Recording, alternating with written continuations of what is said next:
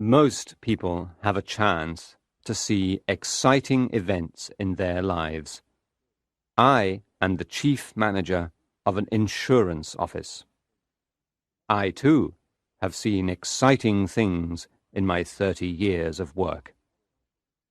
My office had one wall that was covered in glass.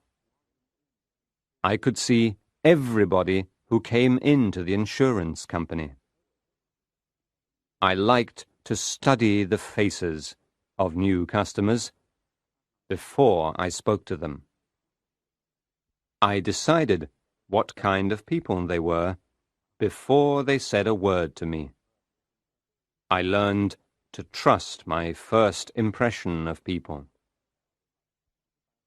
The story I want to tell is about a man who came into the company one day. I watched him through the glass in my office. He seemed about 40 years old, and he was very well dressed. He seemed very polite, and he appeared to be quite a gentleman. He was talking to one of the clerks. Despite his appearance, I disliked this man as soon as I saw him. Suddenly, the man noticed that I was looking at him. He smiled at me through the glass. Then he took some papers from the clerk and left. A few minutes later, I called the clerk into my office.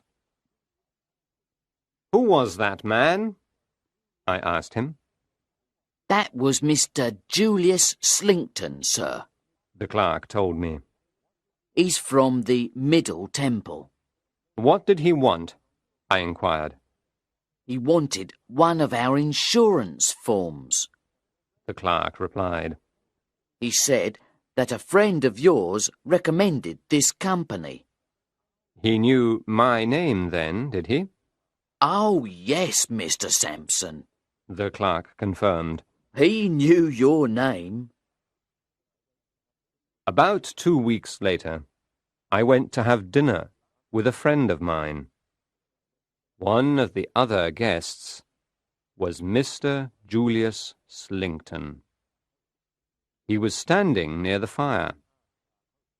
He noticed me, and he asked our host to introduce him to me. Our host quickly brought him over. The three of us began to talk. "I thought you knew Mr. Sampson already," our host said. "No," Mr. Slinkton told him. "I followed your advice. I went into the insurance office, but I didn't speak to Mr. Sampson.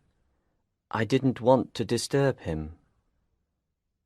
"Did you come to the office to take out an insurance policy?" I asked Mr. Slinkton politely. "Was it a life insurance policy?" "It's not a policy for me," Mr. Slinkton said. "It's for a friend of mine. He asked me to get the information for him. I don't know whether he will take out the policy. People often change their minds, don't you think, Mr. Sampson?" "Yes," I replied. We began to talk about other things.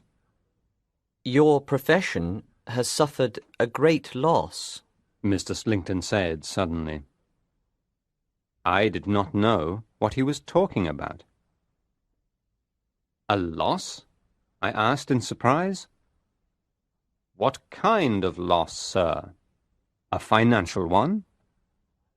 Mr. Slinkton laughed. "I don't mean a financial loss," he explained. "I was referring to Mr. Meltham." Now I understood what he was talking about. "Ah, yes, Mr. Meltham," I agreed.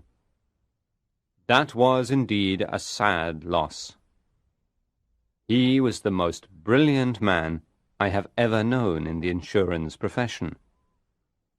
"But did you know Mr. Meltham?" I asked. I knew his reputation. Mr. Slinkton told me. What a sad story it is. A young man like that suddenly gives up his business and retires from the world. I have said that I disliked Mr. Slinkton when I first saw him in the insurance office. I still disliked him. I did not think he was really sad about Mr. Meltham at all. I decided to ask Mr. Slinkton some questions. I wanted to find out more about this man. "Have you heard why Mr. Meltham left his business?" I asked. I have only heard stories about it. He said. Apparently, Mr. Meltham was unhappy in love. "That's not the truth," I told him.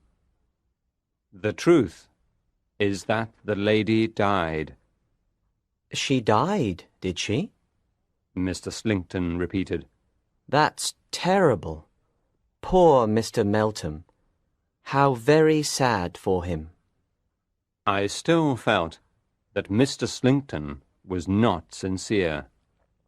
There was something false about his expression of sadness. Then he said to me, You are surprised that Mr. Meltham's story affects me so strongly. I can see that, Mr. Sampson. But I too have suffered a terrible loss recently. I have 2 nieces, you see. One of them, a girl of 23, died recently.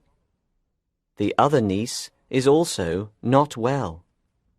The world is a very sad place. Now I thought I understood Mr. Slinkton. He was a sensitive man who had suffered. I was angry with myself for disliking him.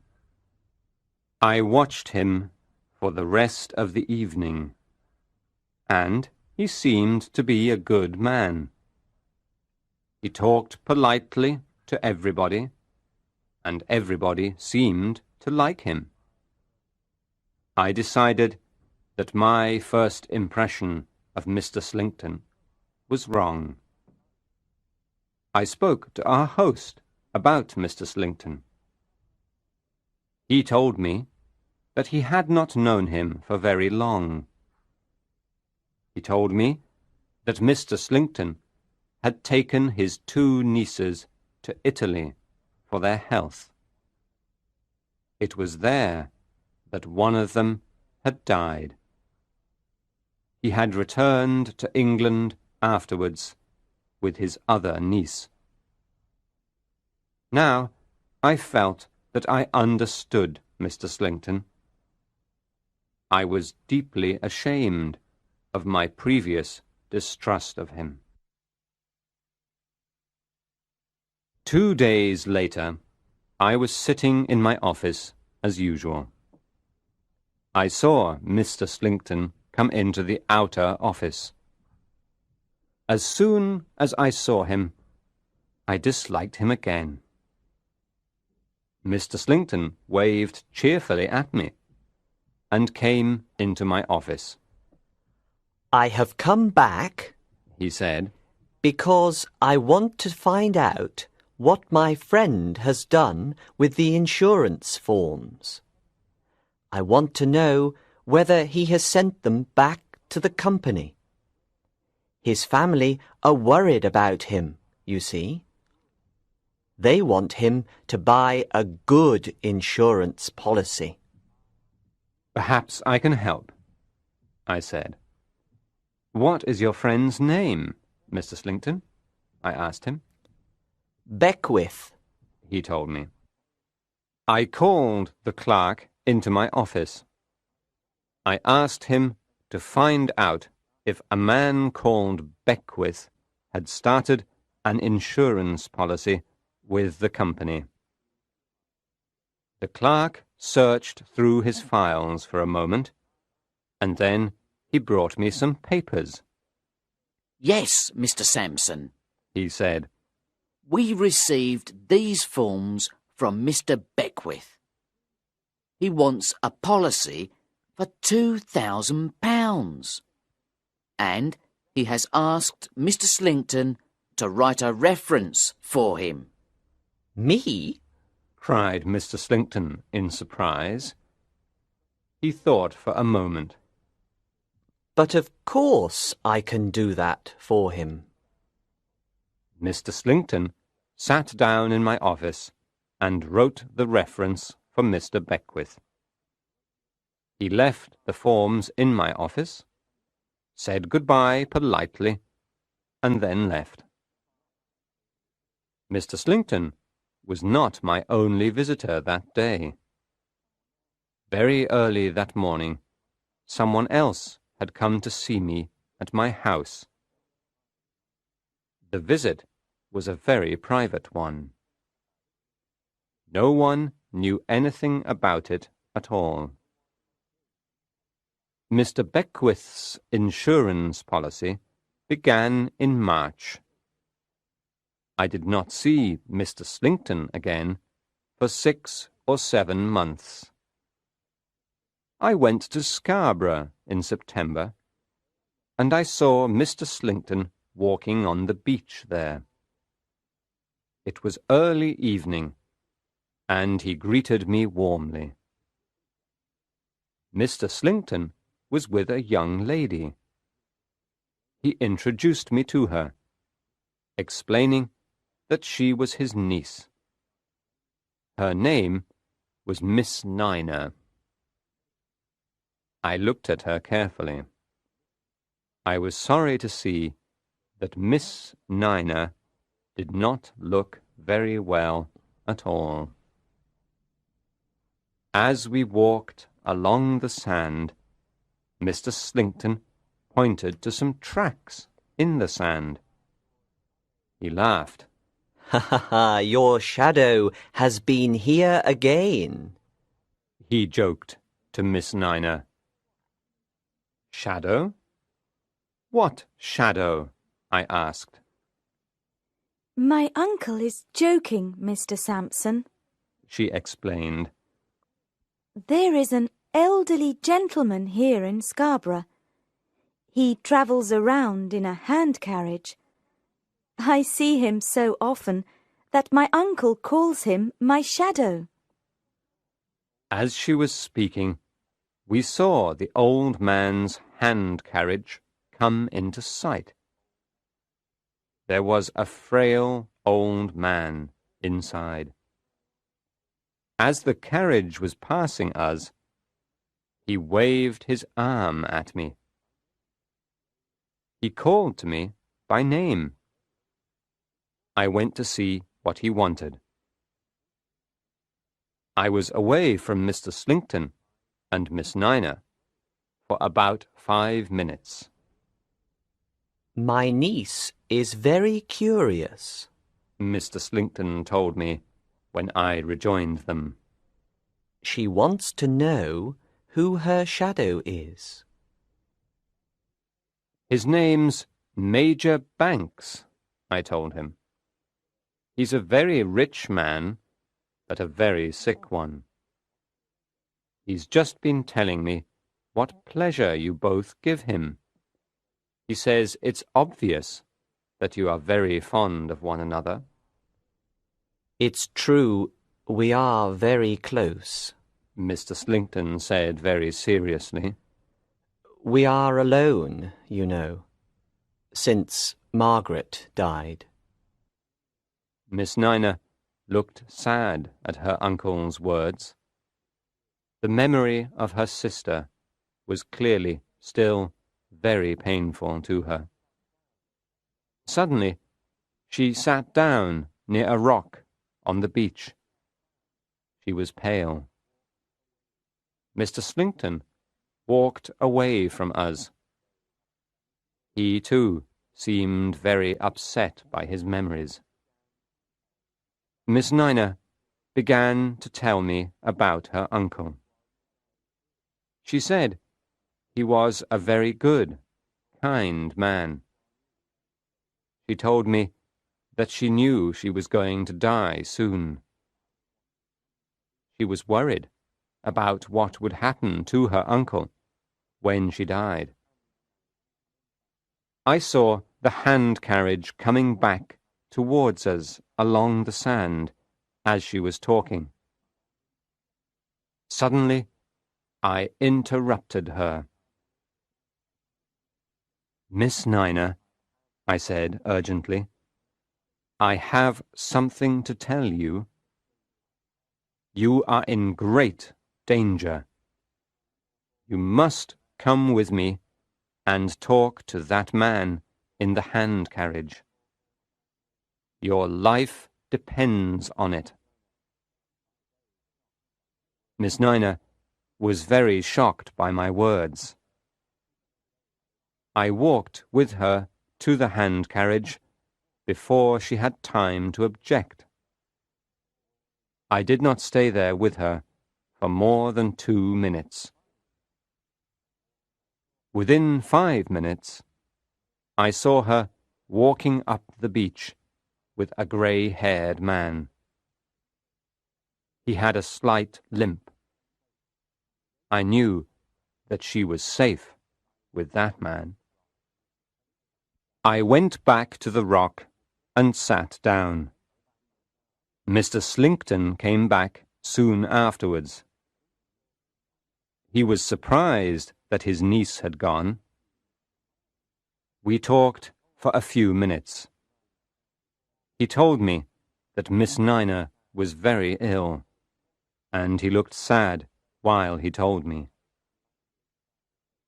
I replied politely to everything he said, but I was holding a weapon in my pocket as we walked along together. "Mr. Sampson, may I ask you something?" He suddenly inquired. "What is the news of that poor man Meltham? Is he dead yet?" "No," I told him. "He's not dead yet. But he won't live long, I'm afraid." "What a sad place the world is," Mr. Slinkton sighed quietly. It was November before I saw Mr. Slinkton again, this time in London. I had a very important appointment at Middle Temple. I arrived at the temple and went up some stairs. There were 2 doors at the top of the stairs. The name Beckwith was painted on one door. The name Slinkton was painted on the other. I went in the door marked Beckwith. The room was dirty, and there were empty bottles everywhere. A young man got up when I entered. He walked very unsteadily, and he seemed drunk. "Slinkton's not in yet," he said loudly. "I'll call him." He went into the corridor and began to shout loudly. "Hey, Julius! Come in here and have a drink," he called. Mr. Slinkton came into the room. He was very surprised to see me. "Julius, this is Mr. Sampson," Beckwith introduced us. "Boil the brandy, Julius," he said. He gave Mr. Slinkton a filthy saucepan. "Come on, boil the brandy the way you usually do." Mr. Slinkton was embarrassed at my presence in the room. I could see. "How is your niece?" Mr. Slinkton? I asked him quietly. I am sorry to say my niece has left me, he replied. She went away without a word of explanation. Beckwith held out the saucepan once more. Boil the brandy, Julius, he repeated. Give me what you always give me for breakfast, lunch, and dinner. Boil the brandy, I tell you. Now Mr. Slinkton looked even more embarrassed. This was not a pleasant situation for him. He thought for a moment, and then he spoke to me. You're a man of the world, Mr. Sampson, he began. I'll tell you the truth. No, Mr. Slinkton, I said firmly. You'll never tell the truth. I know all about you. You want to save your insurance company some money, he said calmly. You will try to argue that I was responsible for Beckwith's condition and for his eventual death. But you won't be able to prove that, you know. You won't be able to prove anything. Beckwith suddenly picked up his brandy glass and threw it at Mr. Slinkton. The glass cut his forehead, and blood began to flow down his face. Mr. Slinkton took out his handkerchief and dried his face.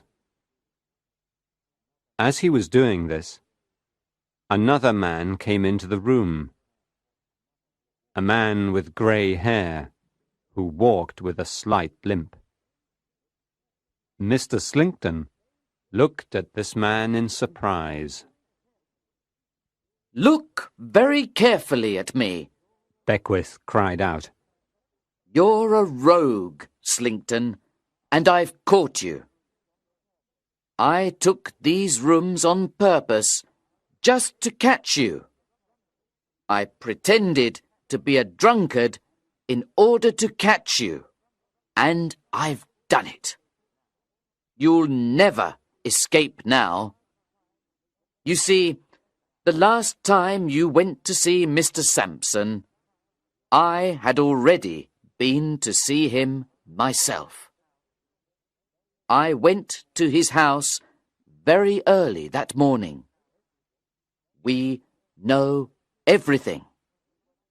We know what you were planning. You thought you could kill me for the £2,000 of the insurance policy, didn't you? You wanted to kill me with brandy, didn't you? But you wanted me to die quickly. That's why you also gave me small amounts of poison. Mr. Slinkton was surprised by Beckwith's behaviour. The young man did not seem at all drunk now. At first, Mr. Slinkton did not know how to react. Then he found his courage. He was very pale, but he looked coldly at Beckwith. He did not say a word. I took these rooms on purpose, Beckwith went on. I knew what kind of man you are, you see. You're the man who's already killed one innocent girl for her money. And now you're slowly killing another one. Slinkton laughed. Think how stupid you really are, Beckwith continued. You thought I was drinking brandy all day, but I threw most of it away. You never knew that I came into your room at night when you were asleep. I took all your papers, Slinkton. I read your journal, too. It's got all the information about the poisons that you use. It explains everything. I know where the journal is now. Slinkton looked at Beckwith questioningly. It's not in your desk, Beckwith told him. Then you're a thief. Slinkton told him calmly. He spoke calmly, but his face was white. I'm your niece's shadow, Beckwith said quietly. Suddenly, Slinkton lost his calm and his courage. He looked frightened now. Still, he said nothing. I've watched you all the time, Beckwith said. I knew that you were poisoning Miss Nina. I went to Mr. Sampson and told him everything. That man standing at the door is Mr. Sampson's servant. The three of us have saved your niece's life. Beckwith paused for a moment to look at Slinkton. Then he went on. You don't even know my real name, He said very quietly. You asked Mr. Sampson several times if he had any news about Meltham. I can give you news about him. I am Meltham, He announced triumphantly. I loved your niece, Margaret. I could not save her, but I promised to pursue you to the end. And I've done it! He cried. I've hunted you down, Slinkton. Slinkton now looked in horror at the man who was accusing him. He was unable to speak for fear. You never knew my real name, Meltham told him. You are seeing me under my real name now for the first time. You will see me again when you answer the charge of murder in court. And I hope you see me in your imagination when they put the rope around your neck and the crowd cries out for your death. Slinkton turned quickly away from us for a second and put his hand to his mouth. The room suddenly filled with the smell of some chemical. Slinkton gasped, ran a few steps, and fell to the floor. He was dead. Meltham and I made sure that Slinkton was dead. Then we left the room together. I have done what I promised to do. Meltham said sadly to me. My life is ended now. I did everything that I could to help him. But the poor man died a few months later.